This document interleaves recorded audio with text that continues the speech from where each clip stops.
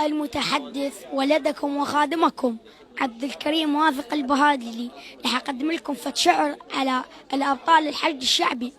طلبت الحشد يدخل أنا أقول لك صار، لكن قبل ما أحط رجلي بالأنبار تمشي وياي تجرد كل غراض الدار. خاف تبوقني الغسالة ما تنخونه غصبا علينا اخوان، نرد ما يلي وجوه وشيلة النسوان، لكن خاف يطلع ناجح الميزان.